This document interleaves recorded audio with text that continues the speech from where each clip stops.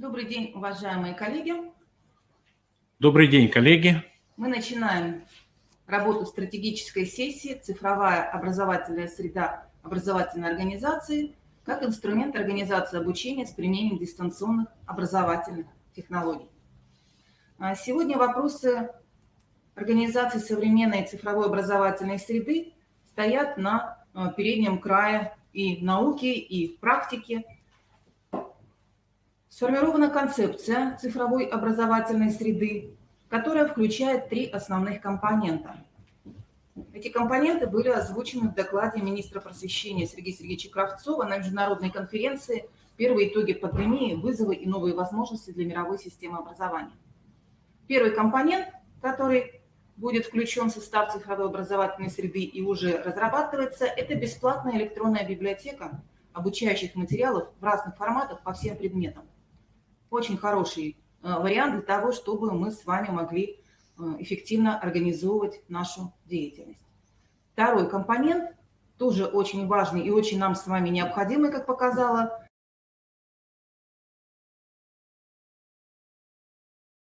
для общения всех участников образовательного процесса. То есть это наш российский аналог Zoom и других платформ для общения.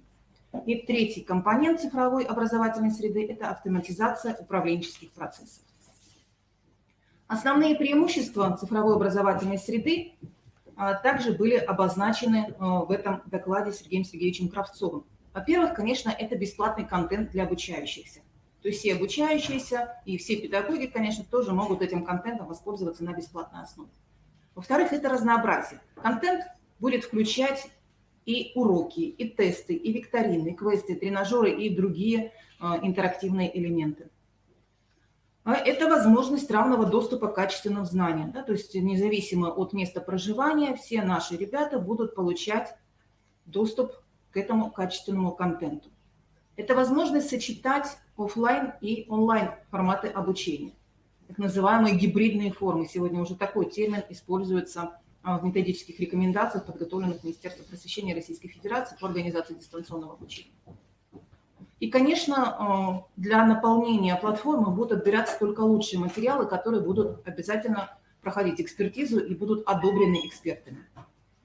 И этот контент будет включать не только необходимую учебную информацию, но и дополнительную информацию, которая выходит за рамки школьной программы. Ну и, конечно, все это будет снабжено элементами осуществления безопасности. Целевая модель цифровой образовательной среды предназначена не только для учителя и для ученика, но и для родителей. Вот на данном слайде представлены основные преимущества ее для разных категорий пользователей. Для учителя это прежде всего упрощение процесса планирования и подготовки к урокам. Это разнообразные интерактивные разноуровневые задания, то есть нет необходимости тратить свое личное время на разработку этих заданий. Но мы сами знаем, что не всегда, конечно, готовое нам подходит, да, и все равно какие-то изменения необходимо вносить, исходя из тех условий, в которых мы с вами работаем. Это современный и верифицированный образовательный контент для создания собственных материалов. Вот как раз здесь, да, у вас с вами будет возможность проявить свое собственное педагогическое творчество. Можно будет организовать цифровое домашнее задание с автоматической проверкой или с полуавтоматической проверкой, в зависимости от особенностей конкретного учебного предмета и от ваших дидактических задач. Для ученика целевая модель цифровой образовательной среды дает доступ к качественному верифицированному образовательному контенту и сервисам. Да, как мы уже говорили, это будут и сервисы для общения по типу ВКС, и чаты и так далее. Это персонализация образовательного процесса. То есть для каждого ученика будет возможность избирать свой собственный темп изучения, выбирать уровень заданий, выбирать задания в соответствии со своими интересами. Ну и это возможности получать интерактивные домашние задания для того, чтобы интерес обучающихся к предмету не терялся. И для родителей платформа «Целевая модель цифровой образовательной среды» будет давать тоже самые разные возможности. Во-первых, родители смогут отслеживать образовательные процессы и его результаты для своего ребенка. Можно будет на платформе организовывать дистанционные родительские собрания, тогда вот снимется та проблематика, которая сегодня открыто обсуждается уже везде, и в прессе, и на телевидении по поводу родительских чатов. И вовлечение родителей в образовательный процесс также будет обеспечено посредством целевой модели цифровой образовательной среды, через рекомендованный контент, через услуги дополнительного образования и через различные сервисы. Сегодня уже задаются вопросом, как учителя используют различные ресурсы, как они взаимодействуют с помощью этих ресурсов между собой. И вот на данном слайде представлена выдержка из доклада руководителя директората по образованию и навыкам организации ОЭСР Андреаса Шляйхера. Кстати, сегодня и завтра тоже проходит международная конференция с участием и нашего министра просвещения Сергея Сергеевича Кравцова, и Андрей Шляйхер тоже будет выступать на этой конференции. Можете завтра посмотреть. Он выступал на международной конференции «Первые итоги пандемии. Вызовы и новые возможности для мировой системы образования». И вот на этом слайде обозначена статистика, как учителя сотрудничают с коллегами. Оказалось, что среди учителей во всех странах больше распространены обмены знаниями, нежели тесное сотрудничество. 61% учителей регулярно обсуждают развитие учеников с коллегами. Наверняка вы это тоже делаете. 28% преподают совместно один раз в месяц. 47% часто обмениваются учебными материалами. И вот такое профессиональное сотрудничество чаще всего у учителей ассоциируется с удовлетворенностью работы, самодостаточностью, использованием инновационных практик. И только 9% дают обратную связь по посещенным урокам. Уважаемые коллеги, наверняка в ваших образовательных организациях организована работа по взаимообмену знаниями, по взаимообмену технологиями. Можете в чате обозначить, действительно ли вы включаетесь в эти процессы, готовы ли вы делиться своими наработками в области разработки и использования цифровых образовательных ресурсов. Будем рады вашим откликам в чате. Вот таковы наши вводные. Конечно, очень важно, что вот именно концепция цифровой образовательной среды задает нам ту модель развития образовательной среды, которая будет помогать нашим обучающимся осваивать учебный материал, взаимодействовать друг с другом и выстраивать взаимодействие с учителем. Сегодня в рамках нашей конференции, нашей стратегической сессии пройдут 3 интересных мероприятия. Мы сейчас начнем нашу экспертную сессию «Цифровая образовательная среда Республики Коми. Опыт, проблемы и перспективы». Далее, после небольшого перерыва, у нас будут кейсы региональной практики организации дистанционного обучения. И завершается наша работа мастер-классами, платформы и инструменты организации обучения с применением дистанционных образовательных технологий. Сегодня с нами работают наши коллеги из образовательных организаций республики. И, конечно, сегодня с нами наши федеральные эксперты. Мы рады приветствовать Марину Ефимовну Вандорф-Сысоеву, профессора кафедры технологий и профессионального обучения МПГУ, руководителя магистерской программы электронные образовательные технологии, доктора педагогических наук, которая представит свое выступление на тему «Современным школьникам. Современная среда для обучения». Марина Ефимовна, мы видим, что вы подключили свою презентацию. Пожалуйста, подключайте свою камеру. Так, мы вас видим, Марина Ефимовна. Добрый день, рады вас приветствовать. Но пока не слышим. Так, сейчас Марина Ефимовна к нам подключится.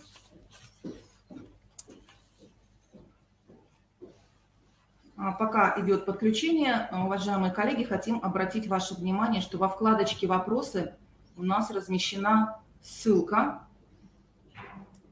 на форму, в которой собираются предложения. Да, слышно. Раз, два, три. Слышно? Да, Марина Ефимовна, добрый день. Отлично, спасибо. Здравствуйте, здравствуйте. Стрелочка вправо. Уважаемые коллеги, я хочу сказать, что конференция, которая проходит сегодня у вас, да? Конференция, которая сегодня проходит, она очень насыщенная, интересная и, мне думается, важная, потому что когда человеку сложно и трудно, всегда очень хорошо иметь плечо, которое тебе подставили, и можно обратиться к кому-то, можно увидеть лучшие практики, можно задавать вопросы. И поэтому сегодня, говоря о цифровой образовательной среде, мне захотелось посмотреть на эту среду несколько иначе. Ведь мы с вами, очевидно, понимаем, что создаем мы свои ресурсы, создаем новые возможности для тех, кто приходит в нашу аудиторию, в частности, для наших учеников. Этим и вызвана тема моего выступления. Важным компонентом вот этой цифровой образовательной среды является новая возможность, которая дает равные условия для получения образования.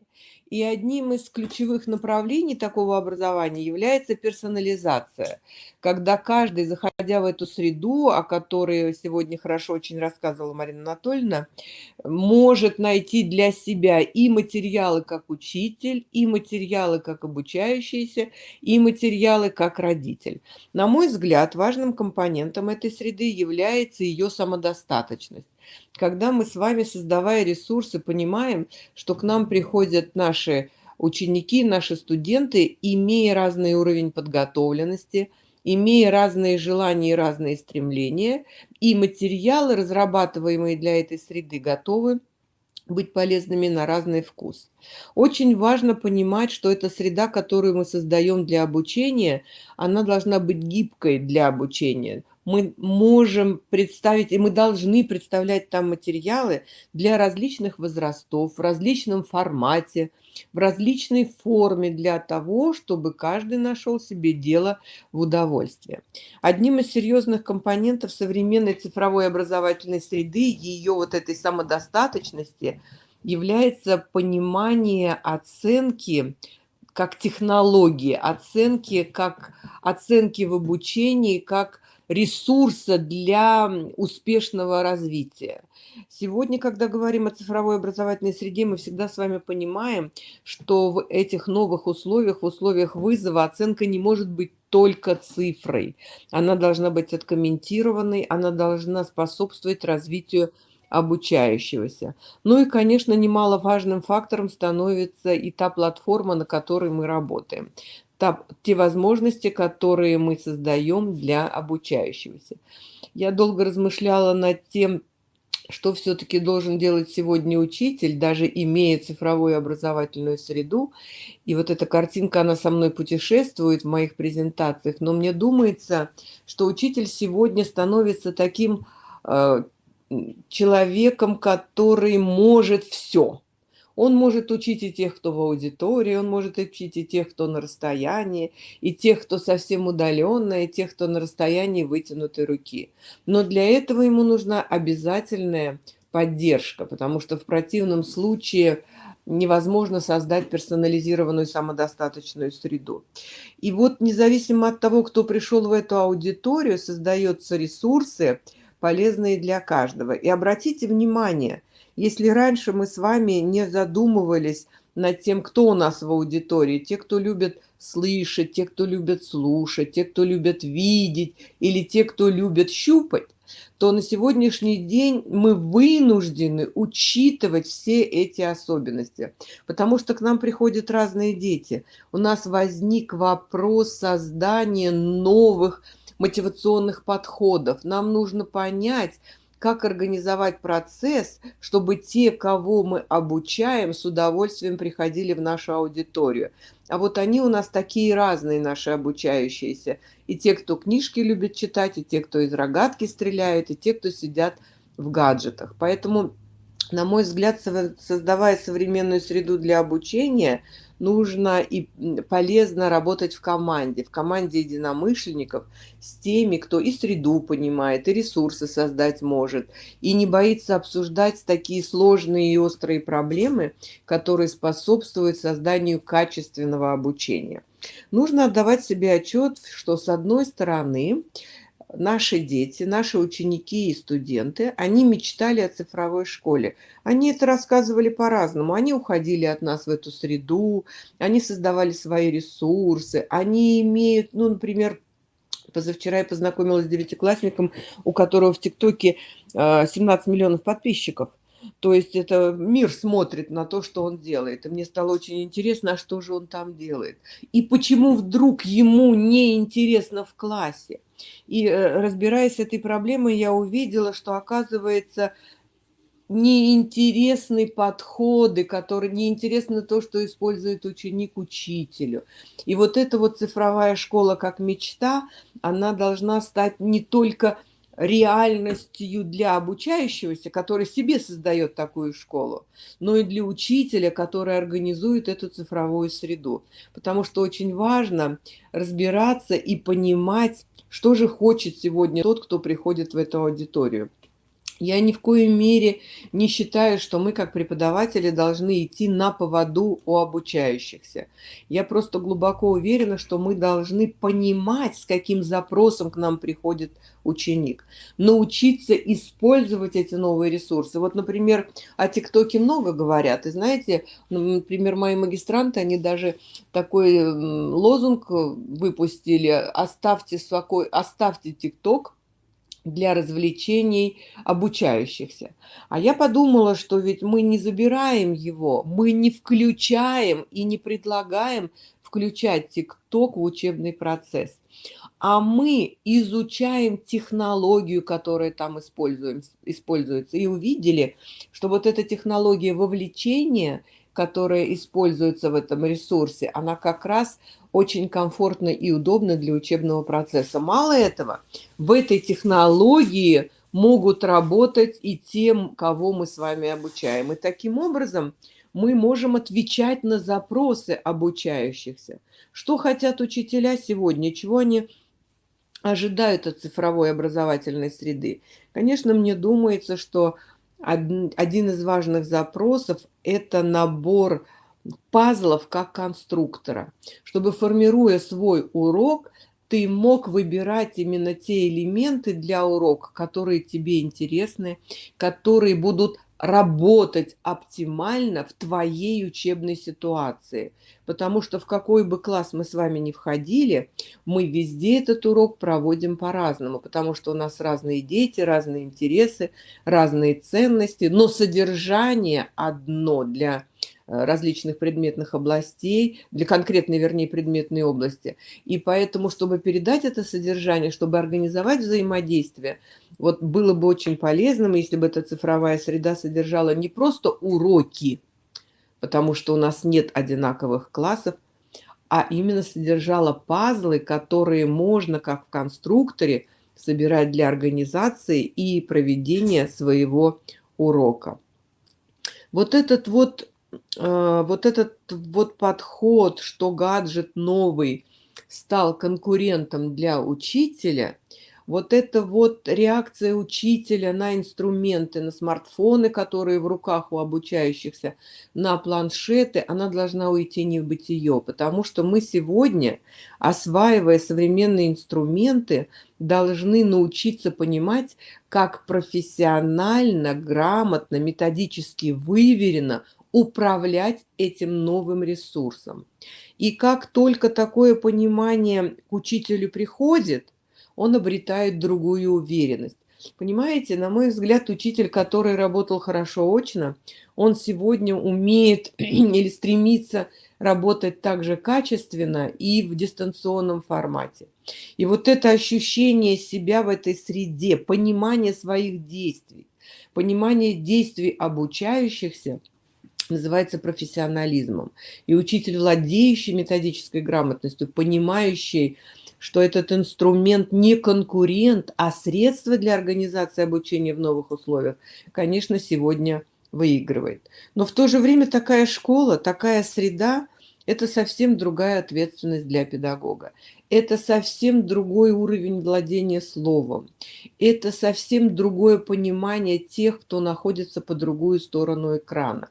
И мы теперь задумываемся не только над тем, что мы вошли в класс, и кто сегодня как себя поведет, что выучил или не выучил, а мы с вами размышляем над тем, насколько качественным будет наш урок, как дети наши, как студенты, ученики воспримут то, чем мы занимаемся, как надо сделать, какие шаги предпринять, чтобы нас услышали.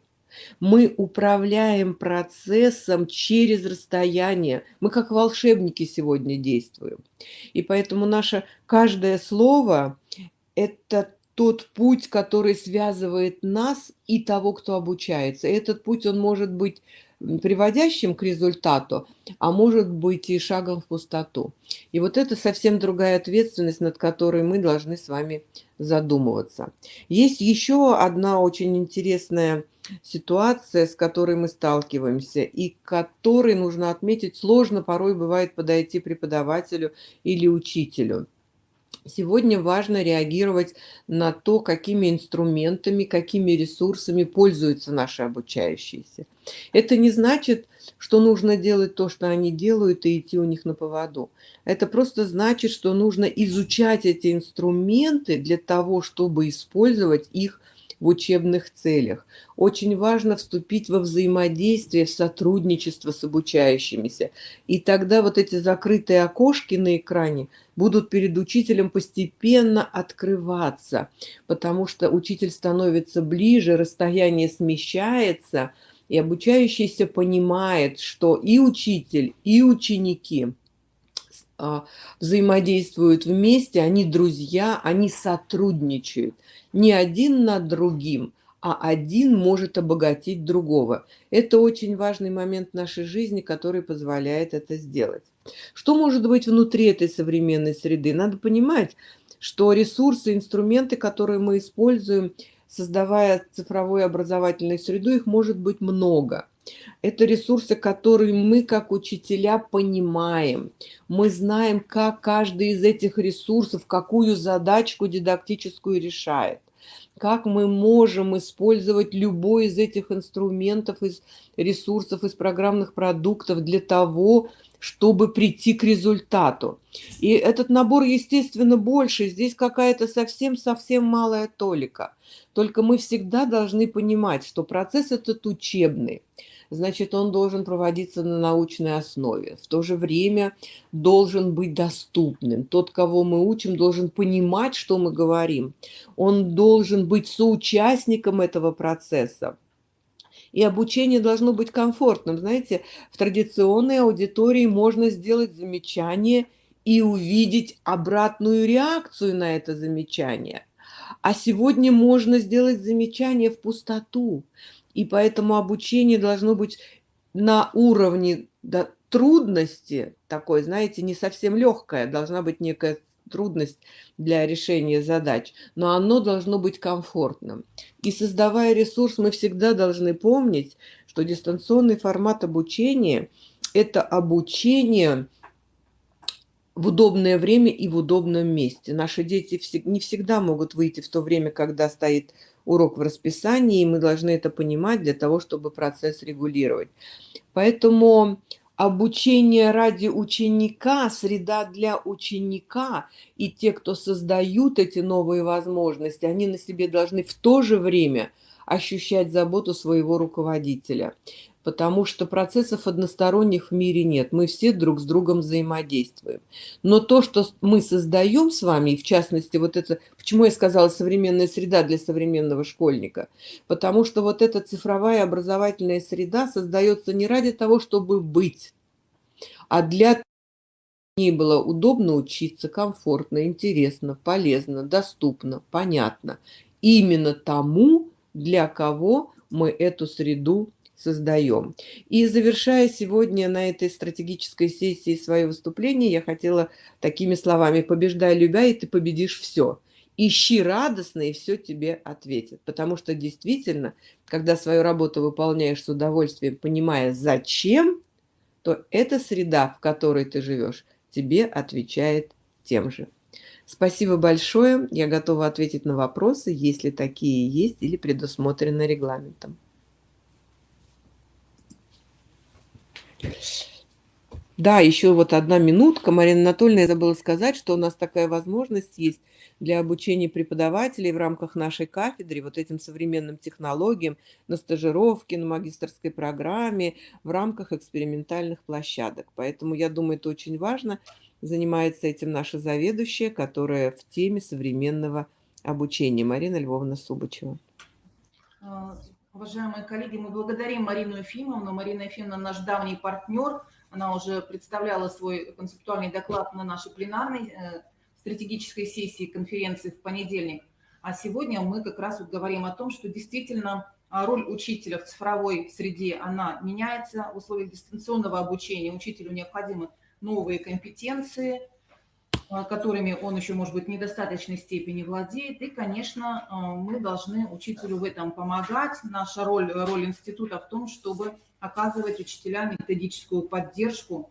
И об этом далее мы с вами сегодня поговорим. Но прежде чем перейдем к нашему следующему докладу, коллеги, уважаемые, кто у нас в роли модератора, напоминаем о правилах работы нашей секции.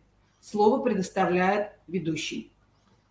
Если вам слово не дано, пожалуйста, камеру не включайте, презентации не загружайте, иначе у нас будут технические сбои, и те коллеги, которые нас смотрят в эфире, они не увидят те материалы и не услышат наших докладчиков, если вдруг вы будете включаться не вовремя.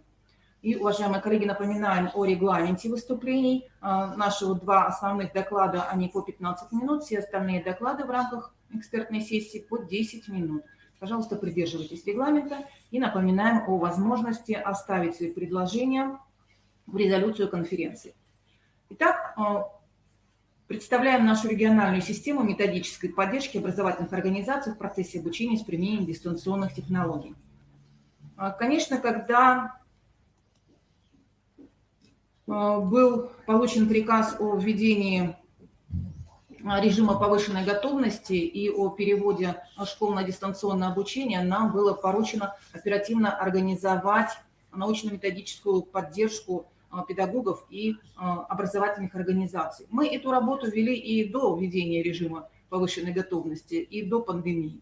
Но, конечно, сейчас нам пришлось эту работу выстроить более активно и пригласить к участию не только своих собственных специалистов, но и тех коллег, которые в республике уже достаточно давно используют дистанционные технологии и различные инструменты цифровые для организации образовательного процесса.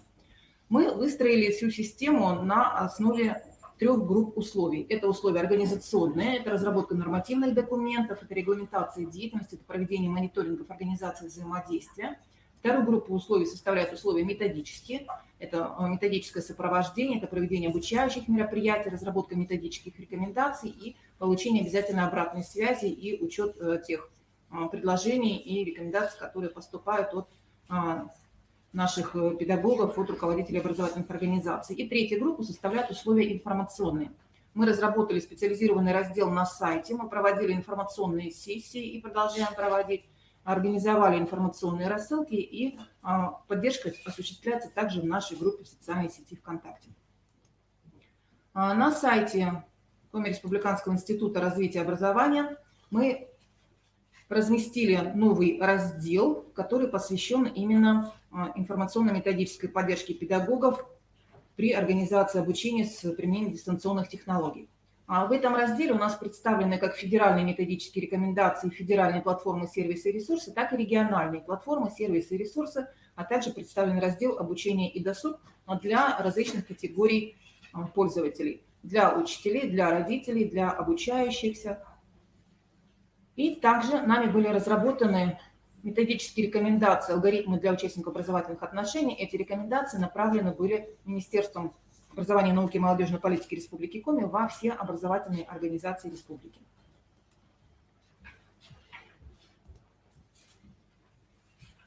Мы провели большое количество вебинаров, посвященных рассмотрению как общих вопросов организации дистанционного обучения, так и дистанционному обучению по конкретным предметам.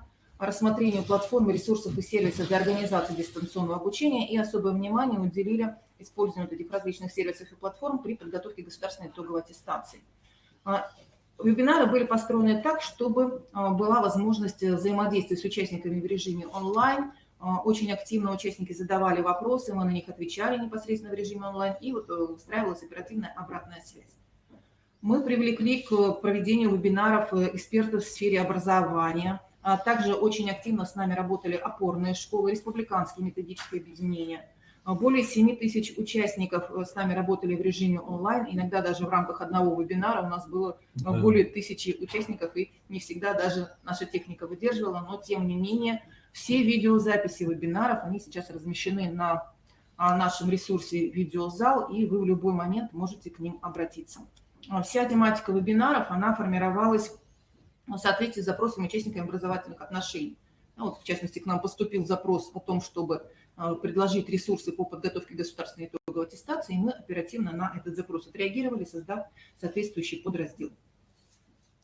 Мы разработали алгоритмы действий для различных участников образовательных отношений, в частности, представлен алгоритм действий для администрации образовательной организации, и провели серию вебинаров по конкретизации каждого из этих шагов. Вот обратите внимание, шаг 3 – определить модели организации дистанционного обучения и взаимодействия участников образовательных отношений.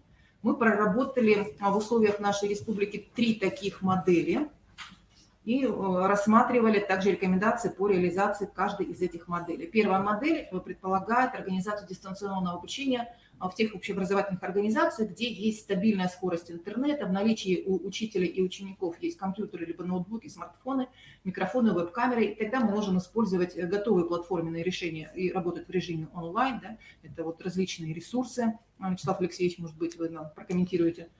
Ну, сейчас как бы очень сложно, наверное, учителю сориентироваться, потому что очень много платформ, и здесь должна быть какая-то политика в рамках образовательной организации. То есть не надо заставлять учителей использовать вот все эти ресурсы. То есть есть учителя, у которых есть наработки на платформе Учи.ру, например.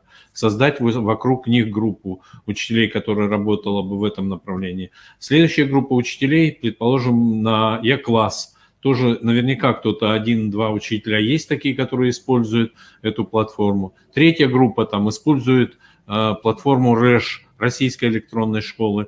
Или сейчас тоже есть возможность учителям использовать ресурсы Московской электронной школы. После этого там в рамках педсовета или какого-то методического совещания можно обсудить преимущества, недостатки, посмотреть, что хорошо в одной платформе, что можно взять из другой платформы, а не так вот, как бы вот учителя говорят, что их чуть ли не заставляют использовать именно все подряд платформы. Поэтому вот мое предложение такое, ну и политика такая должна быть, наверное, в администрации школы. Об этом мы и говорили на наших вебинарах для администрации, что необходимо проанализировать все ресурсы, выбрать те, которые будут наиболее эффективными в конкретных условиях. Эта модель позволяет проводить онлайн-уроки, да, то есть уроки в режиме реального времени с использованием, опять же, различных сервисов. И, конечно, это включение различных разработок учителей, самостоятельно созданных. И все эти разработки можно также в режиме онлайн использовать. Проверка также осуществляется в режиме онлайн, и обратная связь также может осуществляться в режиме онлайн. Вторая модель организации дистанционного обучения, она может быть использована в образовательных организациях с нестабильной скоростью интернета, при этом в наличии имеется компьютер, ноутбук у учителей обучающихся. Здесь также можно использовать готовые платформенные решения. Онлайн-уроки, как правило, здесь уже заменяются уроками дистанционными, да, то есть в режиме офлайн, когда ребенок может подключиться к уроку в удобное для него время, используя видеозаписи уроков, либо просматривая уроки на федеральном телевидении, либо работая с электронными учебниками и рабочими тетрадями. Также, конечно, это разработки учителей, но которые уже в режиме офлайн могут быть использованы. Проверка осуществляется либо через задания на платформах, либо через собственные разработки тестов интерактивных заданий. И обратная связь осуществляется в том числе посредством телефона, различных сервисов, также в режиме офлайн. Третья модель, самая сложная для реализации в тех организациях, где нет интернета, но есть наличие телефона. Ну, понятно, что готовые платформенные решения мы использовать не можем. Онлайн-уроки не можем использовать. И здесь остается нам работать с уроками на федеральном телевидении и с учебниками, учебными пособиями, рабочими тетрадями. Разработки учителей в виде тестов, инструктивных материалов и кейсов могут быть предложены. Проверка на бумажных носителях и обратная связь в основном посредством телефона, СМС, ну и иногда, может быть, да, какие-то мессенджеры можно подключить. Также нами были разработаны и предложены алгоритмы действий для учителя-предметника, и в ходе наших вебинаров мы рассматривали общие рекомендации для разработки онлайн-урока по любому учебному предмету, и затем уже конкретные рекомендации по конкретным учебным предметам и образовательным областям. А также мы рассматривали модель структуры дистанционного урока и особое внимание уделили требованиям к домашней работе. Очень важно также было дать рекомендации классным руководителям по организации деятельности класса в целом и по организации неурочной деятельности и взаимосвязи с родителями. Важными субъектами образовательных отношений выступают родители, и для них мы тоже подготовили алгоритмы действий для того, чтобы эффективно наше взаимодействие выстраивалось в системе образовательных отношений. И, конечно, алгоритмы действий для обучающихся нами тоже были разработаны и рекомендованы вот в тех самых методических рекомендациях для участников образовательных отношений. Вот таким образом, коротко мы описали ту методическую систему поддержки образовательных организаций, которую мы реализовали на территории Республики Коми. Уважаемые коллеги, если у вас появляются вопросы, вы можете их задавать в вкладочке «Вопросы», либо писать непосредственно в чате. Сегодня с нами работают коллеги не только из Республики Коми, но и из других регионов, как Российской Федерации, так и зарубежные наши коллеги, в частности, из Беларуси, из Бреста. Коллеги, мы вас приветствуем. Очень рады, что вы к нам присоединились, и, возможно, вы захотите поделиться тоже своими какими-то идеями. Можете в чате писать, можете попросить слово, и мы вам это слово можем дать. Уже 57 участников с нами сейчас работает, и мы с вами продолжаем нашу работу. А далее хотим передать слово Ларисе Евгеньевне Сыромятниковой, руководителю методической службы издательского дома «Просвещение». Наши тоже давние партнеры, которые нам помогают организовывать вот эту нашу методическую поддержку образовательных организаций и педагогов. Пожалуйста, вам слово, Лариса Евгеньевна, подключайтесь. Лариса Евгеньевна рассмотрит возможности и перспективы дистанционных технологий в образовании. Лариса Евгеньевна, вы с нами? Пожалуйста, подключайте свою камеру, микрофон. И мы готовы вас услышать.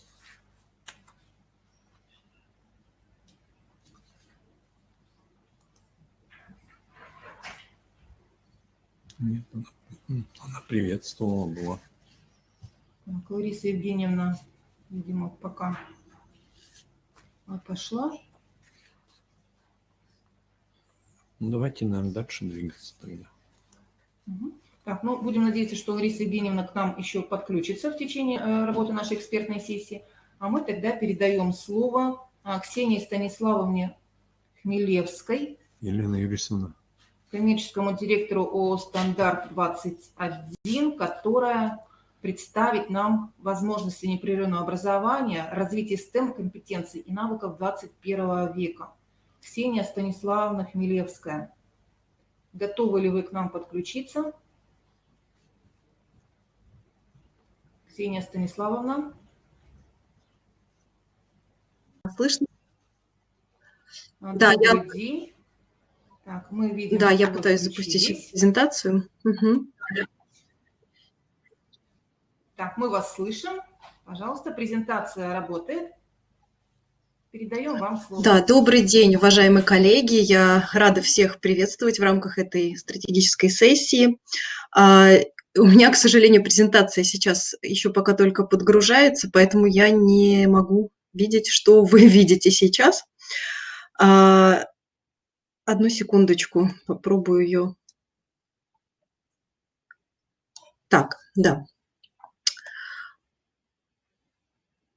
Итак, поскольку я так понимаю, Все что нормально. сессия, видимо, не Видимо, предусматривает Ксения интерактивности, Евгеньевна, но все-таки я бы хотела вначале задать вам вопрос, и наверняка здесь присутствуют и педагоги.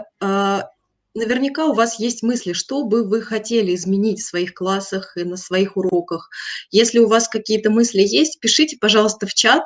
Возможно, мы сможем предложить вам какие-то инструменты для решения этих задач, а возможно, сможем использовать в будущем для развития тех продуктов, которые мы будем вам предлагать для развития STEM-образования в наших школах. А пока я потихоньку начну, с чего хотелось бы начать, что все мы видим сейчас, что мир вокруг нас меняется очень быстро, даже, я бы сказала, стремительно. И согласно исследованиям многих очень крупных компаний, в том числе здесь приведены данные исследования McKinsey, например, что порядка половины рабочих мест будут автоматизированы. Но это только маленькое предположение, как будет мир вокруг нас меняться. На самом деле совершенно точно понятно, что больше половины детей, когда они закончат свое обучение, приступят к работе, будут работать по несуществующим сейчас профессиям. И, по сути, это значит то, что мы не можем быть на 100% уверены в том, что же нам им преподавать, чему им учить. По сути, мы должны их просто подготовить к тому, что в будущем они смогут быть успешными специалистами, работниками и будут востребованы. На что мы можем ориентироваться, это только на те исследования, которые сейчас есть, и на те данные, которые приводят на международных экономических форумах. В том числе одним из исследований я сейчас с вами поделюсь. Оно было опубликовано на Международном экономическом форуме 2018 года. И мы видим, что компетенции, которые нужны и востребованы сейчас, и те, которые будут востребованы в самом ближайшем будущем, они отличаются. Эти тренды были выведены из выступлений ведущих экспертов мирового рынка, таких как руководители крупных корпораций, а также министры экономического развития, финансов и так далее. Мы видим, что на первые строчки выходят аналитическое мышление, креативность, программирование, проектирование, анализ, навыки решения комплексных задач. По сути, все эти навыки – это так называемые компетенции 21 века или 4К компетенции, как их еще называют. И все эти навыки можно сформировать, используя STEM или STEAM обучение, которое, по сути, является набором методик, которая для применения различных знаний и формирования умений из широкого круга предметных компетенций и межпредметных компетенций. Собственно, к сожалению, наша текущая система образования построена таким образом, что мы стараемся как можно больше преподнести знаний нашим ученикам. И если вдруг кто-то не усвоил какой-то кусочек пирога этих знаний, оценочная система, к сожалению, загоняет детей в такие рамки, когда они просто чаще всего после этого боятся чего-то нового осваивать, они боятся своих ошибок, хотя ошибка, по сути, это лишь повод для того, чтобы сделать свой проект еще лучше, еще интереснее. Да, вот здесь на слайде мы можем видеть, что в будущем многие профессии однозначно будут требовать устойчивого владения STEM-компетенциями. И нам бы хотелось, чтобы мы максимально эффективно подготовили наших учеников к успешной взрослой жизни. И для этого, собственно, я являюсь коммерческим директором компании, мы хотим представить вам несколько инструментов для внедрения STEM-системы в ваши образовательные учреждения. Я сейчас коротко расскажу о 3 разных продуктах, которые могут служить такими инструментами для совершенно разного возраста, начиная от дошкольного образования и до старшей школы. Во время презентации на страничке с каждым продуктом будут приведены ссылки, поскольку здесь я очень подробно не смогу рассказать, вы сможете по завершении презентации пройти по этим ссылкам и более подробно ознакомиться. Итак, самый первый продукт, который я хочу вам показать, это маленький забавный робот Куба, который предназначен для обучения программированию детей в возрасте от 4 лет. Он очень простой. Аппаратное обеспечение состоит из туловища, в котором встроен моторчик и считыватель меток, расположенных в карточках-пазлах. Ребенок, выстраивая эти пазлы, собственно, программирует робота и таким образом учится алгоритмическому мышлению и основным навыкам программирования. Это очень важно начинать делать именно в таком возрасте, поскольку программирование, по сути, является нашим новым языком, который переводит человеческий язык на язык компьютера. Поскольку, как мы видели из предыдущих исследований, автоматизация рабочих мест – это такая тенденция, которая уже не зависит от нас, и она будет развиваться в любом случае, то чем раньше мы начнем учить кодированию и изучению программирования детей, тем раньше они его усвоят, и он будет для них более естественным, как и любой язык, который мы изучаем, усваивается наиболее естественным образом, чем раньше мы начинаем его изучать.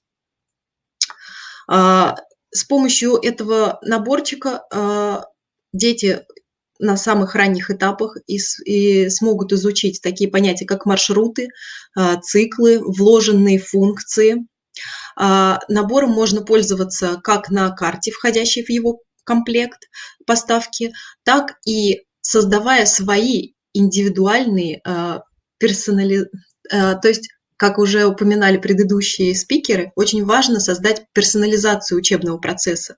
И в данном случае, используя редактор карт, ссылка на который приведена на этом слайде, педагог или даже ребенок может создать свою собственную карту, по которой будет перемещаться робот и выполнять задания. Например, это может быть карта его родного города, или его дома, или класса, или спортивного зала школы. Таким образом, ребенок будет не просто учиться программировать, он будет решать какую-то комплексную задачу. Например, на карте ему нужно будет пройти от школы до дома, перейдя при этом дорогу, где перед дорогой надо будет остановиться, посмотреть по сторонам, потом чуть быстрее ее перейти и дальше спокойно дойти до дома. Он будет решать комплексную задачу, которая связана с реальной жизнью, при этом он будет параллельно учиться программированию и алгоритмическому мышлению, разбивая эту сложную задачу на несколько более простых подзадач и таким образом решая ее.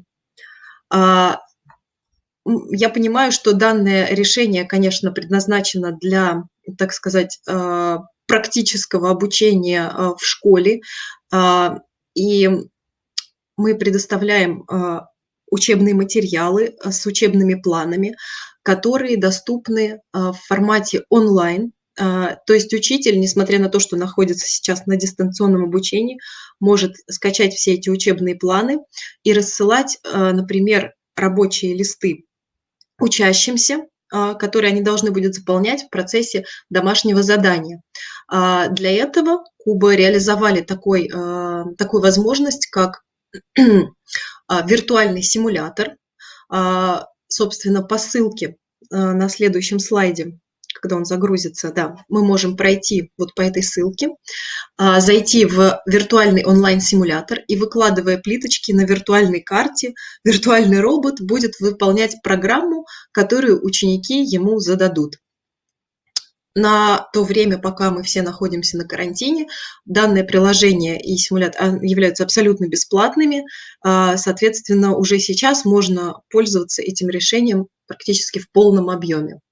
Но когда мы вернемся в школы, что немаловажно, им можно пользоваться вообще без использования компьютера, чтобы дать детям немножко отдохнуть от этой виртуальной реальности.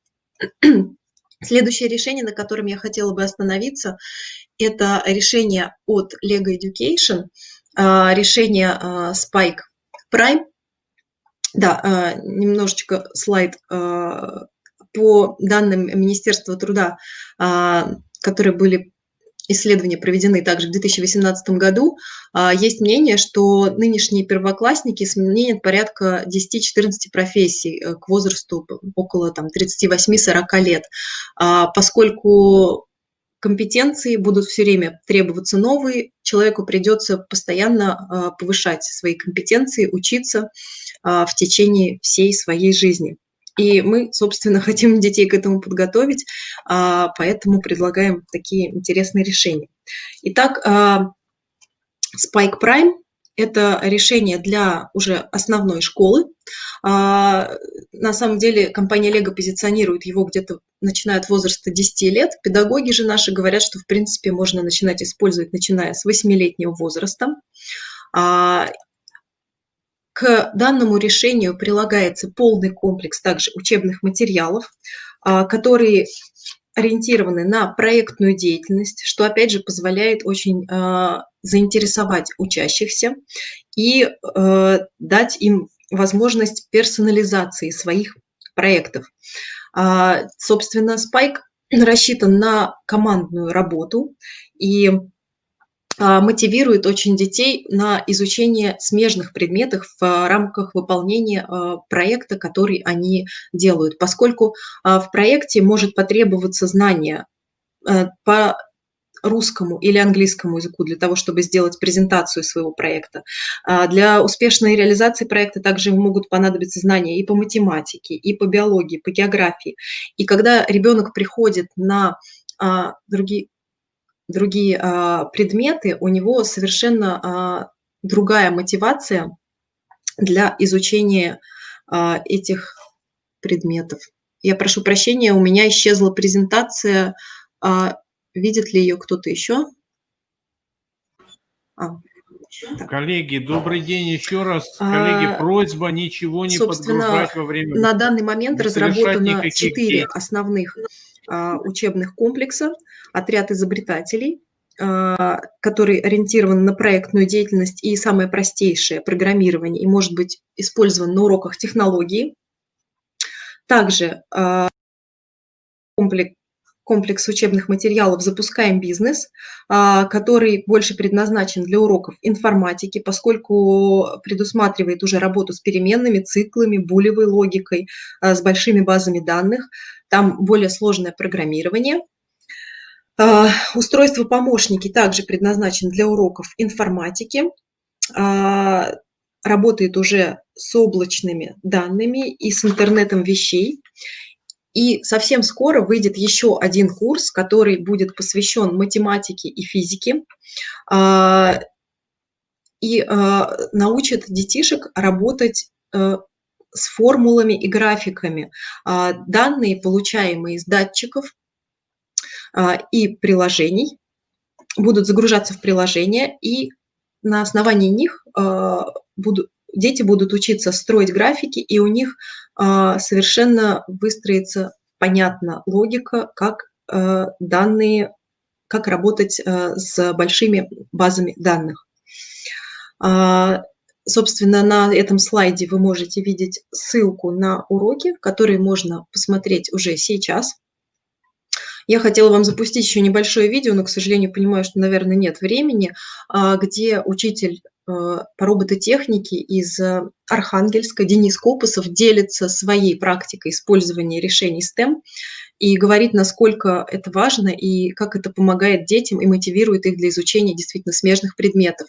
Он использует решение Lego порядка 10 лет в своей школе, и они показали очень большую эффективность. Мало того, предприятия малого и среднего бизнеса региона настолько заинтересованы в детях, которых он вырастил, что они открыли для него и построили специальное здание, и он открыл там кружок, где дети могут заниматься в свободное от учебы время. И сейчас учителя из других школ приходят к нему, собственно, о чем говорили, что важно делиться опытом, приходят с просьбой о том, чтобы он помог внедрить им STEM-обучение в их образовательных заведениях. И я хочу перейти к еще одному. Станислава, но, к сожалению, у нас очень много сегодня запланировано выступающих. Да, конечно. Уважаемые коллеги, да, все материалы, все презентации, все видеоматериалы, которые спикеры сегодня для вас подготовили, они в конце нашей экспертной сессии на перерыве будут для вас открыты, вы сможете их скачать, ознакомиться и с ними в дальнейшем работать. Ксения Станиславовна, благодарим вас за ваше выступление. Коллеги, это наши новые партнеры. Вы можете эти новые продукты также использовать в своей образовательной практике. К нам подключается Лариса Евгеньевна Сыромятникова. руководитель методической службы издательского дома «Просвещение». Лариса Евгеньевна, получается у вас подключиться? Лариса Евгеньевна, включайте, пожалуйста, свою камеру.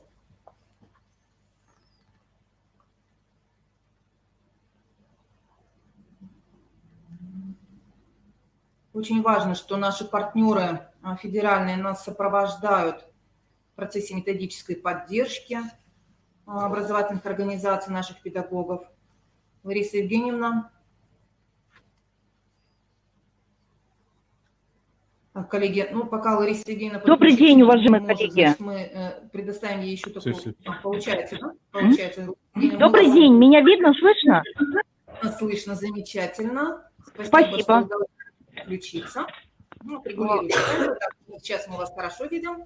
Уважаемые Пожалуйста. коллеги, добрый день. Спасибо за возможность выступить. Я сейчас расскажу о том, что, собственно, просвещение уже подготовило для дистанционного образования и для смешанного обучения. Давайте сначала посмотрим, ну, определение дистанционного обучения не так важно дать, потому что оно будет меняться в зависимости от того, какие инструменты будут появляться. Давайте посмотрим, какая у нас с вами нормативная база на сегодняшний день действует. Да, в ФЗ 273 прописана такая возможность. И есть специальный приказ 862 от 23 августа 2017 года, где говорится о том, что образовательная организация сама решает, как использовать это, в каком соотношении. Что здесь важно? У педагога, если он использует дистанционное обучение, обязательно должны храниться результаты работ детей. Да? То есть школа решает, каким образом проводить зачет, оценку деятельности детей, но в любом случае, даже если это были письма, знаете, как было во время карантина, родители присылали фотографии работ, вот все это обязательно должно храниться. Теперь давайте подумаем о том, какие преимущества дает дистанционное образование. Но самое главное – это огромные ресурсы, которых уже сейчас в России в интернете очень много. И уже предыдущий докладчик говорил о том, что учителю приходится как-то самому решать. Либо эта школа должна выбрать те ресурсы, которые можно использовать. Хочу вам сообщить о том, что на сегодняшний день готовится такая площадка на федеральном уровне, так, чтобы это был контент проверенный уже, хорошего качества контент, но это наше будущее. Мы надеемся, что года через 2 эта площадка будет готова, но на сегодняшний день действительно выбор за учителем и за образовательной организацией, а ресурсов очень много. И главное то, что ребенок, если он болеет, если он уехал куда-то с родителями, он не пропустит эту неделю-две, он все равно может обучаться. Дистанционное образование нам дает такие возможности. Какие проблемы? Тоже уже предыдущие докладчики говорили о том, что дети, вот этот феномен эскейпизма современного, когда ребенок выходит на урок в Zoom с черным экраном, да, учитель не видит, что с ним происходит, сложно идентифицировать, а кто там, да, это папа у Васи силен в математике или это действительно вот этот ребенок все сделал и действительно справился. То есть вот эти проблемы, они у нас сейчас очень актуальны. Теперь про то, что просвещение уже подготовило, возвращаюсь к теме верифицированного контента. На самом деле карантин, который был введен в прошлом полугодии, он подтолкнул просвещение к тому, чтобы открыть ту площадку, почему-то для нее было выбрано такое английское слово marketplace, но мы с вами понимаем, что это платформа с контентом для учителей и учащихся. Повторюсь, в прошлом полугодии она была открыта совершенно бесплатно, все могли этим пользоваться. Сейчас покажу, что на сегодняшний день открыто, и действительно учителя могут сейчас попробовать поработать с этим контентом. Моя школа в онлайне, не буду про нее сейчас рассказывать, хочу показать вам медиатеку. Значит, на сегодняшний день, вот вы видите на экране ссылка media.prof.ru, каждый учитель может там получить доступ, частичный доступ к учебникам издательств «Просвещение», «Дрофа», «Винтана», «Граф», «Бином», «Ассоциация 21 век». Что важно, очень часто нам звонят, просят прислать оглавление того или другого учебника. Это связано с изменениями в программах, которые у нас регулярно происходят. Каждый учитель, не покупая эти электронные формы учебников, может зайти вот на эту площадку и посмотреть оглавление и какие-то, скажем так, демо-версии, которые открыты. То есть с этим можно сейчас поработать, ничего не покупая. Что важно, чтобы получить доступ и посмотреть тот или другой учебник, учитель должен зарегистрироваться. Вот эта платформа создавалась как некий интегрированный ресурс, где будут не только учебники, уже сейчас там доступны разные дополнительные материалы, это и дидактика, и методические пособия. И условно учитель может воспользоваться функцией поиска по запросу. Это очень удобно для планирования урока. Еще раз повторю, обязательно надо зарегистрироваться. Если вы не зарегистрировались на этом ресурсе, вам не будет открыт доступ к просмотру содержания. Здесь инструкция, как зарегистрироваться. Давайте посмотрим, что есть в библиотеке. Так, почему-то предыдущая презентация у меня. Спасибо. Значит, повторюсь, в библиотеке вы найдете учебники, все учебники федерального перечня издательств «Просвещение», «Дрофа», «Винтана», «Граф», «Бином», «Ассоциация 21 век». В том переработанном виде, в каком они вошли в федеральный перечень. Значит, чтобы открыть учебник, нужно нажать кнопочку «Открыть». После этого будут доступны разные дополнительные материалы. Можно будет увеличивать шрифт, уменьшать, выходить в режим тренажера или дополнительных рубрик. Сейчас я хочу... Вот, собственно, да, дополнительные материалы по английскому языку, их особенно много, и они уже загружены в библиотеку. То есть каждый педагог может зайти в медиатеку, выбрав свой предмет, и посмотреть, что, скажем, рабочие программы все скачиваются бесплатно. Уважаемые педагоги, которые работают с одаренными детьми, пожалуйста, зарегистрируйтесь на нашем сайте Олимпиум. Это совершенно бесплатно для вас. Там огромное количество материалов для подготовки детей к олимпиадам.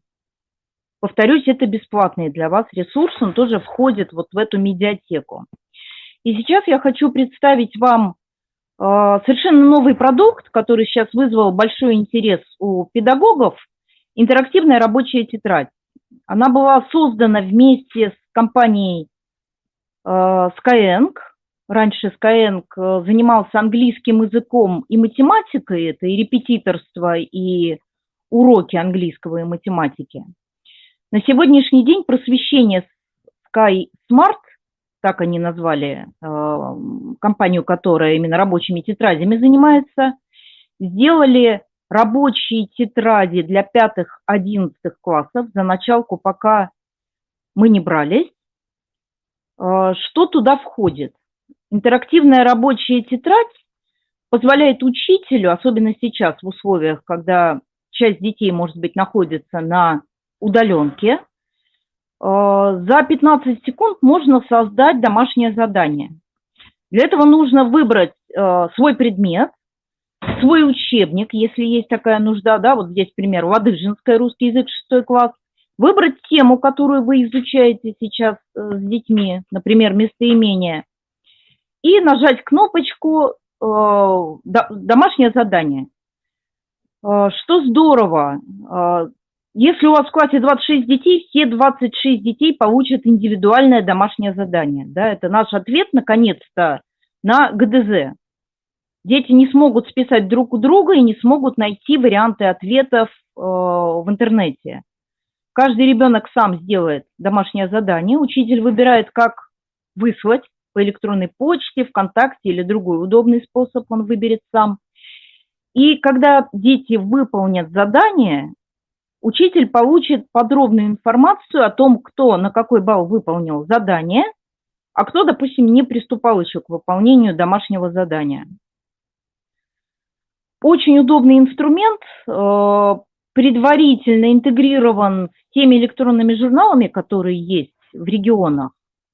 Однако на сегодняшний день мы понимаем, что учителя пока хотят попробовать этот продукт. Вот на сегодняшний день у нас заказы приходят, допустим, школы Санкт-Петербурга по одной тетрадочке покупают просто, чтобы попробовать.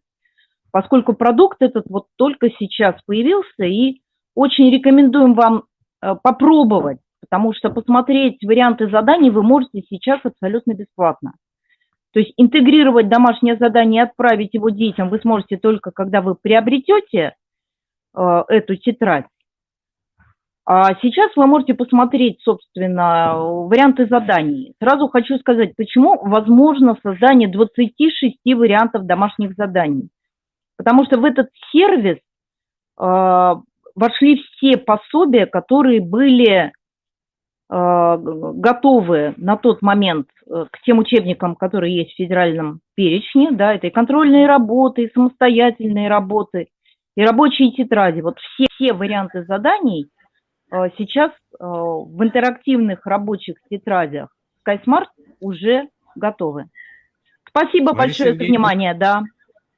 Лариса Евгеньевна, и очень интересные ресурсы, поэтому, наверное, мы с вами запланируем, если вы согласны, провести отдельно вебинары, серию вебинаров. Да, конечно, может, спасибо. Обязательно более подробно, конечно, заинтересовала вот рабочая тетрадь с домашним заданием. Это вообще классный вариант, облегчает, наверное, работу учителя. Еще бы оно, если бы там само проверялось. Автоматическая проверка там есть, конечно. Да, вот это вообще великолепно. Поэтому давайте мы с вами вот на следующей неделе свяжемся и запланируем. Да, если у вас есть время, вот уже на следующей неделе или через неделю, вот в первой декаде декабря проведем аналогичный семинар. Спасибо вам за выступление. Спасибо. Всего доброго. А мы продолжаем нашу работу, и дальше будут наши частые гости, частые партнеры, которые приезжали до пандемии, а сейчас мы очень тесно поддерживаем с ними связь. Это платформа Учи.ру. Павел Владимирович, вы нас слышите, мы приглашаем вас на связь и послушаем, каковы у нас результаты работы вашей платформы в Республике Коми. Рады приветствовать вас. Добрый день. Взаимно. Добрый день, коллеги. Я, наверное, немного расскажу сегодня об итогах и о вызовах, которые стояли и во время дистанционного обучения, и как мы их решали, в том числе вместе с педагогами Республики Коми. Если говорить об итогах, то мы рады поделиться, что в апреле предыдущего учебного года платформа Учи.ру стала второй по популярности во всем мире среди всех образовательных ресурсов, и мы очень благодарны, что многие педагоги, в том числе и Республики Коми, выбирали нашу платформу для проведения дистанционного обучения. Если посмотреть в общем итоге по стране, то порядка 8 миллионов учеников уже занимается на платформе. Если переходить уже к итогам Республики Коми, то порядка 29 тысяч учеников, а именно 29 715 учеников из Республики Коми занимается в текущем учебном году. И я здесь привел такую интересную статистику, чтобы отследить, как менялись наши результаты. Если, например, в 2018-2019 учебном году занималось 29 тысяч, это на конец учебного года, то в этом текущем году уже занимается больше учеников, чем за предыдущее. И можно посмотреть, как дистанционное обучение в том числе повлияло на использование платформы. Вот, например, в 2019-2020 концу года занималось порядка 58 тысяч учеников. То есть действительно дистанционное обучение сильно повлияло, и учителя выбирали платформу для занятий. Мы проводили такие исследования, которые показывают, что учителя, как правило, использовали платформу для домашних заданий, для проверочных работ, потому что они упрощали, так назовем, жизнь учителю и экономили время. И плюс проводили онлайн-уроки с помощью виртуального класса. Для реализации цифровой образовательной среды у нас существует уже такой проект на протяжении 3-й год мы запускаем в этом году, проект по цифровой школе по математике, который реализуем совместно и с Институтом развития образования, и с Министерством образования Республики Коми, который предполагает, что один урок в неделю учителя и ученики занимаются именно в компьютерном классе с использованием платформы и с использованием либо техники, это могут быть компьютеры, это могут быть планшеты, либо ноутбуки. И проект показывает по отзывам от педагогов, которые принимают участие, что действительно результаты учеников и, самое главное, их мотивация к изучению предмета очень сильно повышается, когда они занимаются на платформе и при этом выполняют то количество заданий, которое им необходимо для закрепления материалов и, соответственно, для устранения пробелов в знаниях. Здесь вот можно посмотреть на протяжении 2 лет, как менялось количество учеников, количество учителей, которые принимали участие в проекте. И если говорить об итогах предыдущего учебного года, 19-20, то можно посмотреть, что довольно большое количество уроков учителя проводили за это время. При этом многие учителя отметили, что те учителя, которые проводили уроки, начиная с сентября, потому что проект мы запускаем в начале учебного года, для них довольно просто было перейти на формат дистанционного обучения, потому что они уже владели ресурсом. Мы проводили для педагогов в течение учебного года обучающие вебинары совместно с институтом в том числе.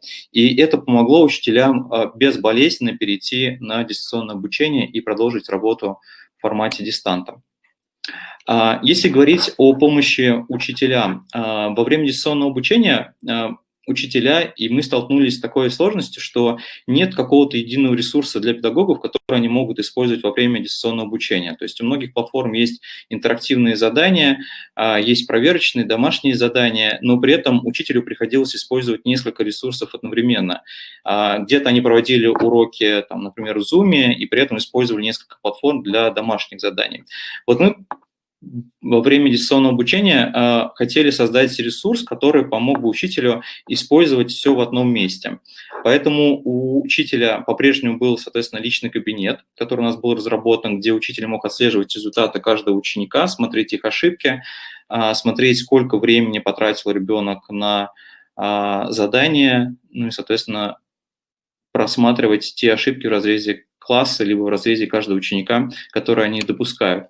И самое главное, мы разработали еще новые сервисы, которые помогали учителю и помогают, в том числе в текущем учебном году, реализовывать дистанционное обучение. Это несколько сервисов. Первое – онлайн-уроки, которые мы начали транслировать на YouTube.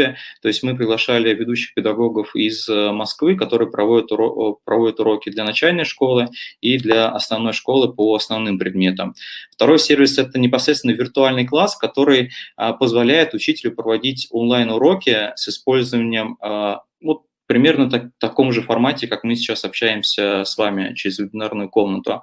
При этом он может подгружать презентацию, он может выводить экран, он может общаться с учениками, ученики могут виртуально поднимать руку, и учитель понимает, какой ученик сейчас готов ответить и предоставить ему слово, и при этом взаимодействовать с экраном. То есть у ученика и учителя есть маркеры, где они могут отмечать верные ответы, например, есть возможность печатать с помощью клавиатуры и вот таким образом проводить уроки.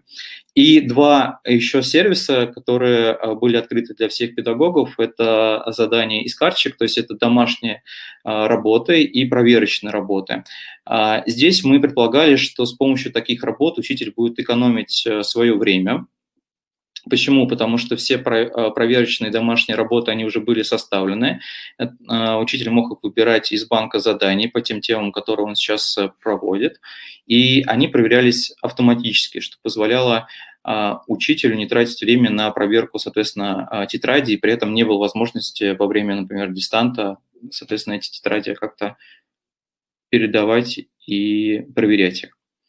И если говорить о возможностях, то дистант показал, что нужен еще такой инструмент, который поможет учителям делать действительно все в одном месте и при этом экономить много времени на дальнейшей отработке и на отработке ошибок и ликвидации пробелов знаний, чтобы это можно было делать автоматически. Сейчас мы тестируем такой сервис, который мы назвали «Учи школа», и это поурочные материалы для учеников. Сейчас мы разработали их для начальной школы, которые подразумевают, что учитель может выбрать ту тему, которую он, например, проводит там на этой неделе, на следующей, и у него уже готовы все материалы, которые ему помогут подготовиться к уроку и провести его. То есть ему не надо в разных сервисах искать материалы.